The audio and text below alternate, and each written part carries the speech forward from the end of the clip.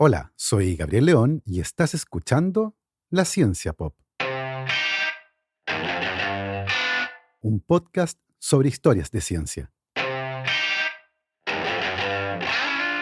La historia de hoy comienza con una encuesta online que tuvo un resultado inesperado, historia que nos servirá como excusa para hablar de lo que ocurre cuando uno incorpora la opinión de las personas en la ciencia, pero también la captura de datos, y hoy, gracias a la tecnología, se ha convertido en un área tremendamente importante para el avance de la ciencia en muchas áreas. Les recuerdo que este proyecto es financiado en un 100% por el aporte voluntario de mis muy queridos patrons. Si quieren apoyar este proyecto, lo pueden hacer en www.patreon.com/lacienciapop y ahí se pueden inscribir para hacer un aporte mensual y apoyar a la producción de este podcast. Como siempre, agradezco el apoyo de mis muy queridos patrons: Cristiano Teiza, Andrés Altamirano, Sebastián Toledo, Alberto Montt y Laura, Yermaín Araya, Hernán y Lucas Castillo, Ana Lucía Luna, Simón Castillo Riedemann, Luciano Cisterna, Ricardo Yáñez, Fernando Montenegro, la familia Flores Noguer, Christian Fraser, la familia Helfman von de Sauer, Giuseppe Carufo, Michelle Baró, Cristóbal Moene, la familia Serpa Rebolledo, Pablo y Milesita Villalobos, la familia Tanusu Ramos, Rosario Calderón, Pedro Castillo, Adrián Cataldo, José Luis Ulloa, Marcela Martínez, Cristóbal Orellana, Diego Riquelme, Florencia Castañeda, Mauricio Silva, la familia Yuri Martínez, David González, Claudio Oyarzo y Toña, Cirilo, Fede y Pola, la familia Calen Queirolo, Alejandra Díaz, Fernando Araya, la familia de la Cruz Morales, Claudia Torres, Cosca Ibanya, Pilar Calderón, la familia Fuentes Schonfeld, la familia Tíes Ríos, Beatriz Geldres, Juan Catipillán, Emma y Ana Llenero, Paula Lagos, David Pelao Pérez, Katia Ramírez, Marigen Narea, Wolfram Gurlich, la familia Gallegos Iturriaga, Maricruz Ormeño y los Piñones Giseque.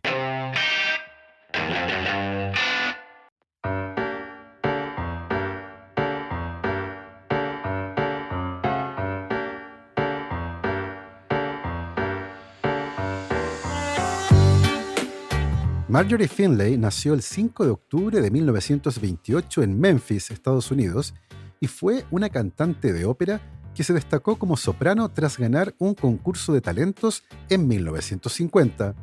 Posteriormente, realizó una gira por Estados Unidos con el programa de radio Music with the Girls de la cadena ABC, y más tarde tuvo su propio programa de televisión.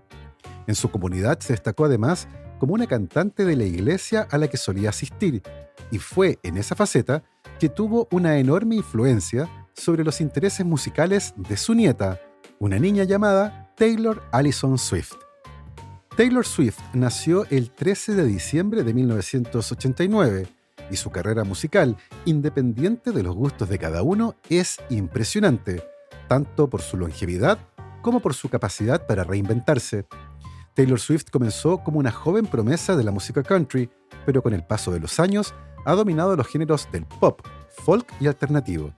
Este talento camaleónico la ha catapultado a una posición de respeto dentro de la industria musical, convirtiéndose además en la artista más galardonada de los American Music Awards, los Billboard Music Awards y los MTV Video Music Awards.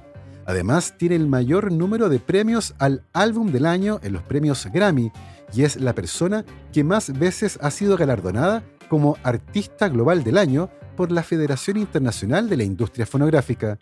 Su influencia, ciertamente, no se limita a la música. Por ejemplo, hace un tiempo fue portada de la revista Time, donde fue reconocida no solo por su impacto en la cultura popular, sino también por su capacidad para manejar sus negocios y enfrentar desafíos como la disputa por los derechos de su catálogo musical. No hay dudas de que Taylor Swift es una de las figuras más influyentes del entretenimiento a nivel mundial y ha trascendido su carrera musical para convertirse en una voz política y cultural significativa. De hecho, su reciente respaldo público a Kamala Harris es un ejemplo del impacto que tiene en esa esfera pública, desmarcándose del silencio en temas políticos que había mantenido por años. Este apoyo no solo refleja un cambio en su posición, sino que también ha influido en su base de seguidores, que incluye a millones de jóvenes. El hecho de que Swift, una artista que históricamente había evitado pronunciamientos políticos, haya decidido hablar en favor de la primera vicepresidenta mujer de los Estados Unidos es una clara señal de su evolución como figura pública. Pero en la biografía de Taylor Swift hay un evento en particular que resulta interesante para la historia de hoy. Resulta que el año 2012, Taylor Swift participó en una encuesta en línea organizada por la emisora Kiss 108 FM. La idea era que sus fans votaran para que Swift realizara un concierto privado en la escuela que obtuviera más votos. Sin embargo, la votación fue tomada por sorpresa cuando un grupo de usuarios de Internet, conocido por trolear distintas iniciativas, decidió sabotear el proceso votando masivamente por la Horace Mann School. ¿Por qué esto sería un sabotaje? Bueno, porque la Horace Mann School es una escuela para estudiantes sordos de Massachusetts. Esta acción, claramente concebida como una broma de mal gusto, se hizo viral rápidamente y puso a Swift en una posición bastante complicada. La historia tomó un giro inesperado cuando tanto Taylor Swift como los patrocinadores de la emisora decidieron no ignorar la situación, sino que transformarla en un acto de generosidad. Aunque el concierto nunca se realizó en la escuela, la que ganó por lejos la encuesta, Taylor Swift donó $10,000 a esa escuela, y los patrocinadores del concurso también contribuyeron, lo que generó una donación final de $50,000 para esa escuela en particular. El gesto fue muy bien recibido por la Horace Mann School, que agradeció el apoyo financiero inesperado. Este incidente es uno de los ejemplos más destacados de cómo las iniciativas online pueden ser desviadas por trolls de Internet, pero también de cómo las figuras públicas pueden redirigir ese caos hacia algo positivo.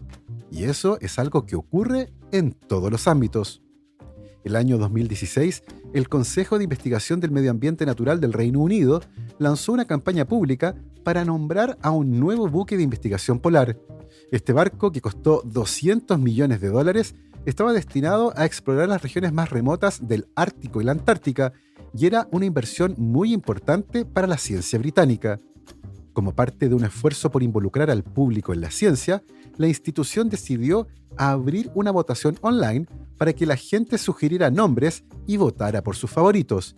La iniciativa estaba destinada a generar entusiasmo y conectividad entre el público y la misión científica, haciendo que el nombre de este barco costosísimo y de última generación fuera finalmente elegido por el público. Lo que comenzó como una estrategia de participación ciudadana se convirtió, sin embargo, rápidamente en un fenómeno viral cuando un locutor de radio sugirió, como broma, que el barco debería llamarse Booty McBootface, algo así como botecito cara de bote. El humor detrás del nombre resonó de inmediato entre los internautas y en cuestión de días, Booty McBootface empezó a acumular miles de votos, superando por mucho a las propuestas más serias y clásicas, como Endeavour o Shackleton. Cuando la votación concluyó, Booty McBootface arrasó con más de 124,000 votos, dejando los nombres tradicionales muy por detrás. La historia se convirtió en un fenómeno mediático. Booty McBootface se viralizó en redes sociales, apareciendo en memes, comentarios y coberturas periodísticas en todo el mundo. La elección del nombre mostraba un lado humorístico del público que a menudo desafía las expectativas en iniciativas de participación digital. Sin embargo, la institución que había fabricado el barco se encontró en una situación bastante delicada. Si bien habían prometido dejar la decisión en manos del público, se dieron cuenta de que bautizar un barco de investigación científica, carísimo además, con un nombre tan poco convencional, podría no ser lo más apropiado para la imagen del proyecto y de la ciencia británica. Finalmente, la institución decidió que el barco sería bautizado como Sir David Attenborough, en honor al célebre naturalista y divulgador científico británico. Este cambio de nombre fue anunciado con la aprobación del propio Sir David Attenborough, quien expresó su gratitud por el honor. Sin embargo, para no decepcionar al público que había votado masivamente por Booty McBootface, la institución encontró una solución. Uno de los submarinos robóticos del barco, utilizado para explorar las profundidades del océano, fue oficialmente llamado Booty McBootface. Este pequeño submarino autónomo capaz de operar en condiciones extremas bajo el hielo pasó a ser un personaje central en la historia y se convirtió en un emblema de la ciencia divertida y participativa. A lo largo de los años, Booty McBootface ha seguido jugando un papel relevante en la investigación marina, completando varias misiones científicas. En 2019, por ejemplo, el submarino participó en una misión para medir la temperatura y la salinidad del océano en áreas profundas del mar de Weddell, frente a la costa de la Antártica. Los datos recogidos por Booty McBootface fueron cruciales para comprender cómo los vientos que soplan sobre la superficie del océano Antártico pueden afectar a las corrientes oceánicas profundas, lo que tiene importantes implicancias para el clima global. A pesar de su nombre juguetón, Booty McBootface ha contribuido de manera significativa a la investigación sobre el cambio climático y la circulación oceánica, demostrando que detrás del humor hay una herramienta científica poderosa. El incidente de Booty McBootface se ha convertido en un caso clásico sobre los riesgos y desafíos de las encuestas públicas en Internet. Si bien fue una excelente oportunidad para involucrar a la ciudadanía, también puso de manifiesto que el humor y las ganas de trolear a veces pueden desviar los objetivos originales de una campaña. A partir de este caso, otros intentos de consultas públicas han sido mucho más cuidadosos a la hora de gestionar las expectativas y de moderar las opciones presentadas. Aún así, Booty McBootface sigue siendo una historia icónica que combina humor, ciencia y la participación de la gente en línea, lo que se mezcla además con su intención original, vincular a la ciudadanía con las actividades científicas. Este último desafío ha cobrado cada vez más relevancia y fuerza y se ha convertido en un importante motor de iniciativas científicas que buscan recolectar datos involucrando a las comunidades. Con esa lógica, nació algo que se conoce actualmente como ciencia ciudadana. La ciencia ciudadana es un enfoque que involucra a personas no especializadas en el proceso de investigación científica, permitiéndoles participar activamente en la recolección de datos, la observación y, en algunos casos, la interpretación de resultados. Si bien este concepto no es nuevo, en los últimos años ha ganado gran relevancia gracias a la proliferación de la tecnología y las redes sociales, las que han facilitado la colaboración entre científicos y las comunidades. Cuando a finales del siglo XIX y principios del siglo XX la ciencia comenzó a profesionalizarse, la separación entre científicos formales y amateurs se hizo más marcada. Sin embargo, algunos proyectos, especialmente en áreas como la astronomía o la botánica, continuaron contando con la participación de aficionados. Tal vez el caso más emblemático y al mismo tiempo más antiguo sea el Gran Conteo Navideño de Aves, organizado por la Sociedad Audubon desde 1900. Este proyecto surgió en un momento en que la conservación de la vida silvestre no era una prioridad y muchas especies de ave estaban en peligro de extinción debido a la caza indiscriminada. Por ejemplo, a finales del siglo XIX, una tradición muy popular en América del Norte durante la Navidad era la llamada Side Hunt, en la que las personas competían para ver quién podía matar más animales, incluidas aves, en un solo día. Este tipo de cacerías masivas contribuía de manera significativa al rápido declive de las poblaciones de aves en la región. En respuesta a esto, el año 1900, el ornitólogo Frank Chapman, uno de los fundadores de la Sociedad Audubon, propuso una alternativa a esta práctica destructiva. En lugar de cazar aves, Chapman sugirió que las personas salieran en masa a contar cuántas especies y ejemplares de aves podían observar en un día.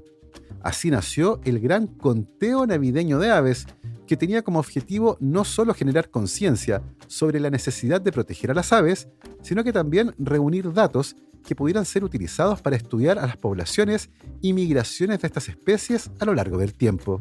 Lo que comenzó como una pequeña iniciativa con solo 27 personas, participando en 25 localidades de Estados Unidos y Canadá, ha crecido hasta convertirse en un proyecto internacional de gran calibre.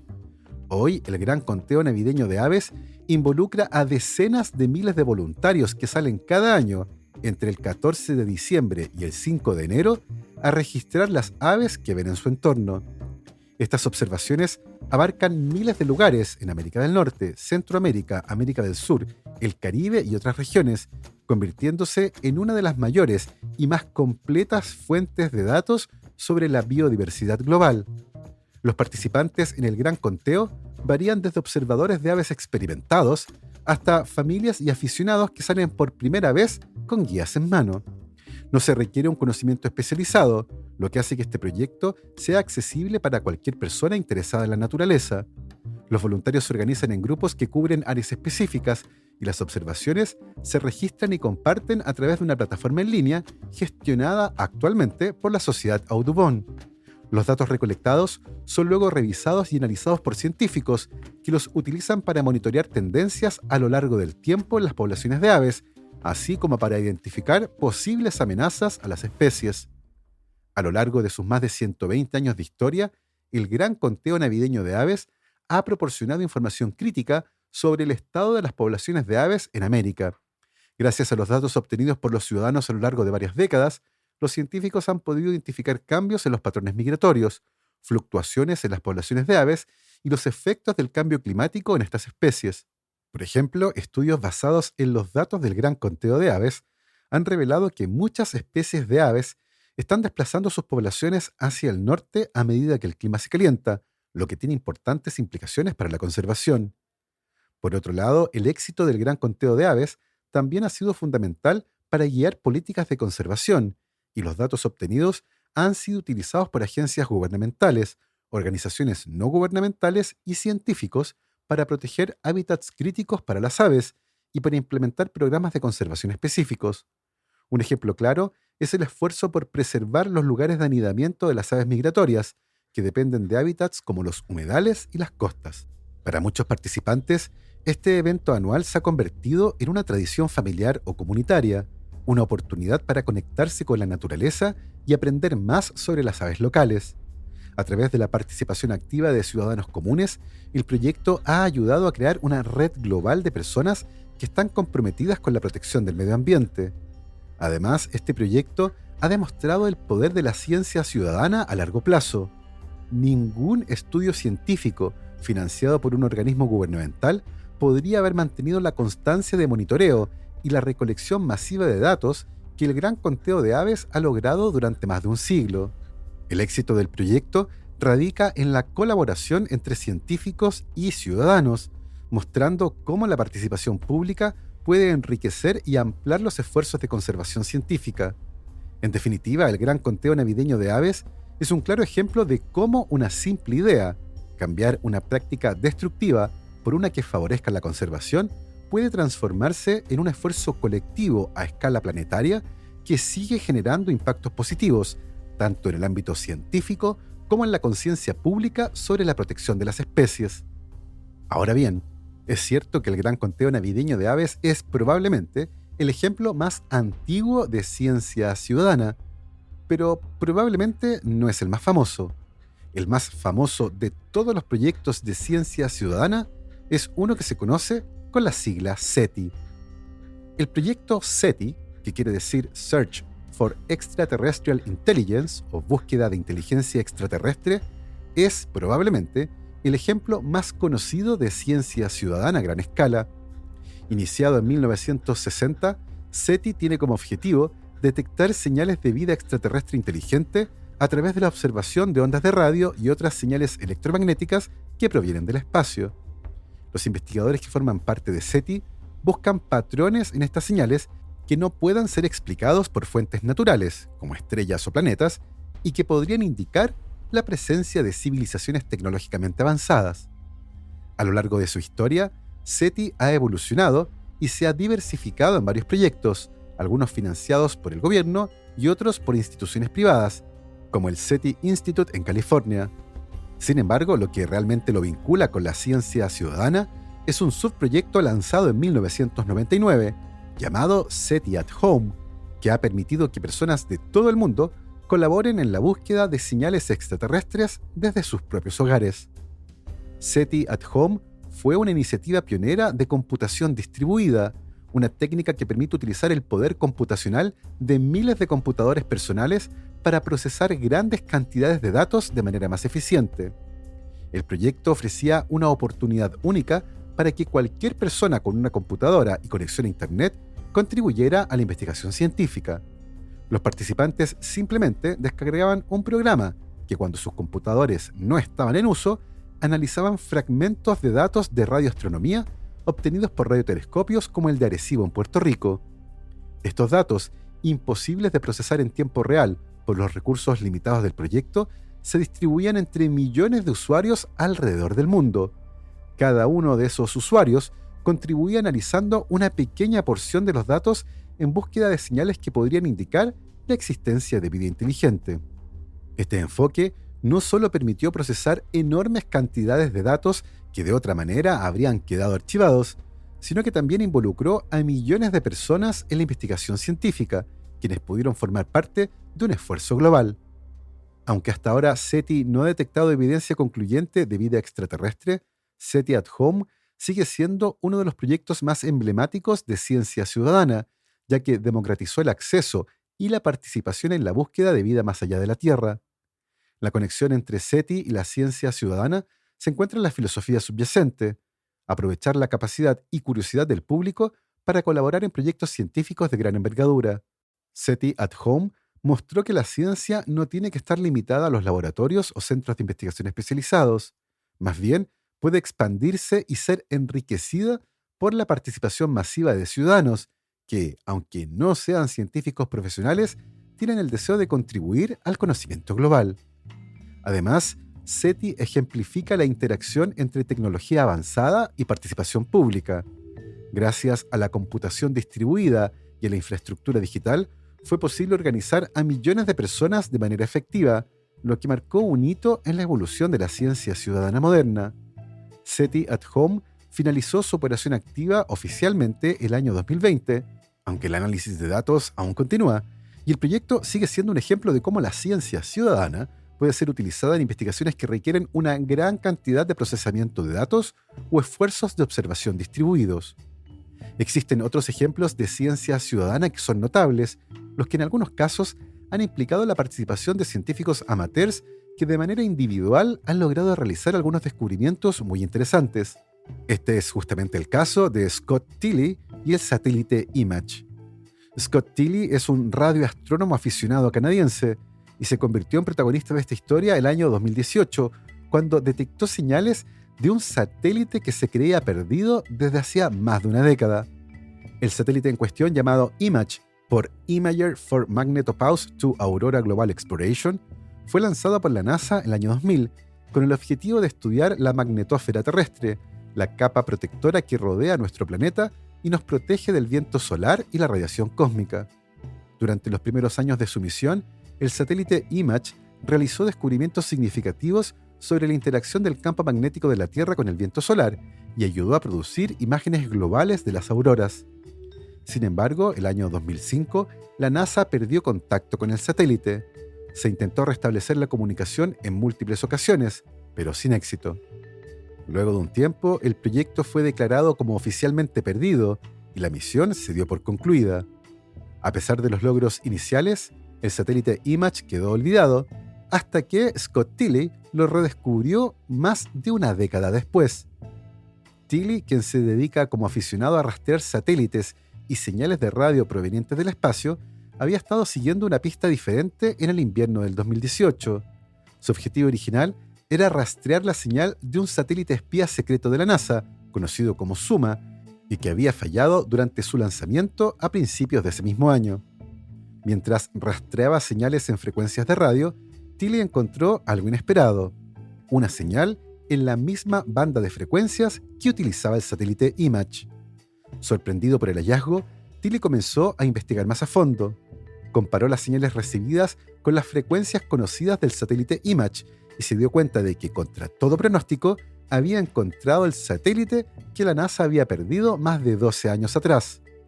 Después de confirmar el descubrimiento, Tilley se puso en contacto con la NASA, que verificó que efectivamente la señal provenía de IMAGE.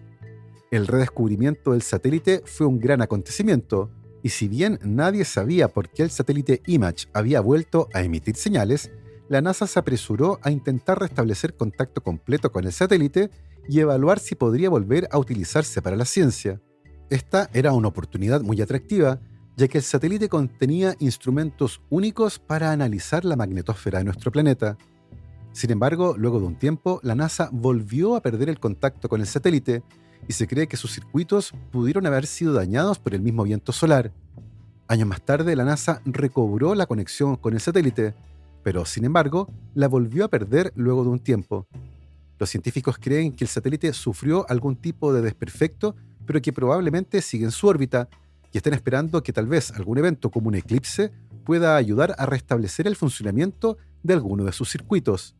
Sin embargo, este es un ejemplo claro de cómo iniciativas particulares de ciencia ciudadana también pueden contribuir a la ciencia global. Esta historia no solo destacó la perseverancia y curiosidad de Scott Tilley, sino que también el valor de la ciencia ciudadana en la astronomía moderna. A pesar de ser un aficionado, su habilidad para rastrear y analizar señales de radio le permitió hacer un descubrimiento que incluso los propios ingenieros y científicos de la NASA no habían logrado. Además, la historia subraya cómo los avances tecnológicos, con el acceso a herramientas de rastreo y análisis de señales en manos de personas que no son profesionales, permiten que ciudadanos de todo el mundo contribuyan activamente a la investigación científica. Así, el caso de Scott Tilley y el satélite IMAGE es, en esencia, una muestra de que la ciencia no está restringida solo a los laboratorios o centros de investigación de alta tecnología. A veces los descubrimientos surgen gracias a la curiosidad y dedicación de individuos que, como Scott Tilley, están dispuestos a explorar lo desconocido desde sus propios hogares y demuestran que la ciencia es una aventura abierta a todos. Otro proyecto de ciencia ciudadana destacado es Foldit, que fue lanzado en 2008 por investigadores de la Universidad de Washington. Foldit es un videojuego en línea que permite a los jugadores plegar proteínas de manera virtual. El plegado de proteínas es crucial en la investigación médica, ya que muchas enfermedades están relacionadas con proteínas mal plegadas, como en el caso del Alzheimer o algunas formas de cáncer. El juego de Foldit pone a disposición del público un problema que normalmente requiere un gran poder computacional o un alto grado de especialización, invitando a los jugadores a encontrar configuraciones eficientes para las proteínas. En 2011, jugadores de Foldit lograron algo que los científicos llevaban años intentando: desentrañar la estructura de una enzima clave en el proceso de infección del virus del SIDA, lo que abrió nuevas vías para el desarrollo de tratamientos. Este fue un resultado impresionante que demostró cómo la ciencia ciudadana puede aportar soluciones creativas a problemas complejos. Por último, en el ámbito del medio ambiente, está el proyecto Globe at Night, que busca concientizar y recolectar datos sobre la contaminación lumínica en el mundo. Los participantes del proyecto son ciudadanos de todas partes del planeta que reportan cuántas estrellas pueden ver desde sus ubicaciones, utilizando una aplicación móvil o la página web del proyecto. Estos datos ayudan a los científicos a mapear las áreas más afectadas por la contaminación lumínica y evaluar su impacto en los ecosistemas locales y la salud humana. Gracias a la participación del público, se ha logrado crear mapas globales de contaminación lumínica que han sido útiles para el diseño de políticas de reducción de luces artificiales en zonas urbanas y la promoción de cielos oscuros en áreas protegidas. Todos estos ejemplos demuestran el impacto tangible que la ciencia ciudadana puede tener en la investigación científica. Los ciudadanos que se involucran en estos proyectos no solo ayudan a recolectar datos cruciales, sino que también se vuelven parte activa del proceso científico, generando descubrimientos y colaborando con científicos profesionales para resolver problemas de relevancia global. La ciencia ciudadana ha logrado democratizar el acceso al conocimiento y ha demostrado que la curiosidad y el entusiasmo por la ciencia pueden conducir a avances significativos, independientemente del nivel de especialización. La visión actual de la ciencia ciudadana ha evolucionado considerablemente, en parte gracias al desarrollo de tecnologías que permiten a las personas contribuir de manera más eficaz. Con la expansión de los teléfonos inteligentes, las aplicaciones de GPS y la capacidad de compartir información de forma instantánea, los proyectos de ciencia ciudadana se han multiplicado. Ahora cualquier persona con un dispositivo conectado a Internet puede participar en la recolección de datos sobre una amplia variedad de temas, desde la biodiversidad local, la calidad del aire y el agua, hasta el seguimiento de fenómenos astronómicos o climáticos.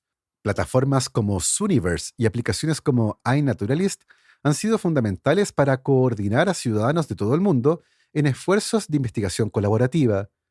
El valor de la ciencia ciudadana no solo radica en la capacidad de ampliar el alcance de la recolección de datos, sino también en la posibilidad de educar al público, involucrando a las personas en el proceso científico, fomentando una mayor comprensión y apreciación de la ciencia. La participación directa permite que los ciudadanos se sientan conectados con los problemas que investigan y los ayuda a comprender mejor los desafíos globales, como el cambio climático, la conservación de la biodiversidad o el estudio de enfermedades. Hoy, la ciencia ciudadana se ve como una herramienta poderosa para democratizar la ciencia, permitiendo que más personas participen en la creación de conocimiento, reduciendo las barreras entre científicos y el público. Sin embargo, este enfoque no está exento de desafíos. Uno de los principales es la calidad de los datos. Dado que los participantes a menudo no tienen formación especializada, los errores en la recolección de datos o la falta de precisión pueden afectar la fiabilidad de los resultados. Para mitigar este problema, muchos proyectos cuentan con protocolos estrictos y el apoyo de científicos profesionales que revisan y validan los datos.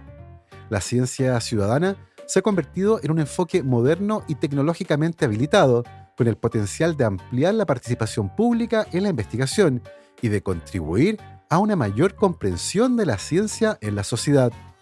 En la actualidad, representa una vía clave para el avance del conocimiento colectivo y la resolución de problemas globales, mientras al mismo tiempo acerca el proceso científico a las comunidades, permitiéndoles ser parte del descubrimiento y el cambio. Así hemos llegado al final de este episodio. Espero que lo hayan disfrutado. Yo me despido como es tradicional, agradeciendo el apoyo incondicional de mis muy queridos patrons: Sandra Marras, María Soledad Neira, Giovanni Rosales, Olivia Artigas, Andrés Cepeda, Sergio y Jorge Pincheira, Sergio Yuri Espinosa, Felipe Abarzúa, Los Rojas Peredo, Mario Vicuña, Ariel Guerrero, Paola Oyarzún, Ronda Butler, Bruno Gisling, Silvana Cartagena y Gabriel Chimino, Natalia Moreno, La Cervecería Intrínseca, Maximiliano Alcayaga, Marjorie Leighton, la familia Poblete Díaz, Gonzalo y Lorenzo San Martín, Andrea Méndez, Guillermo Sebastián y Celeste Acuña, Edu Arnelo, Sofía del Villar, Mr. Corner, Bernie Love, Juan Francisco San Martín, la familia Gutiérrez Jorquera, Daniela Struckhardt, Juan Pablo Cortese, Gail Jewell, Javier Ocaranza, J. Pérez, Matías Ichay, la familia Verdugo Enríquez, Andrés Arias, Martina y Gaspar Fernández, César Antonio Cid, la familia Moya Velázquez, Liliana Guzmán, Carolina Sepúlveda, Pía Pérez y Diego León, Jordi Torras, José Manuel Carballo, Rolando Cosio, Víctor Bucarey, Julio Serrano, Almendra y Luna Andrus, Café Elqui, Javiera Castro, Playita Restobar Guanaqueros y el pintor Max Langevin. Nosotros nos volvemos a escuchar el próximo viernes. Que estén muy bien, cuídense mucho, lávense las manos y por supuesto, que la ciencia los acompañe.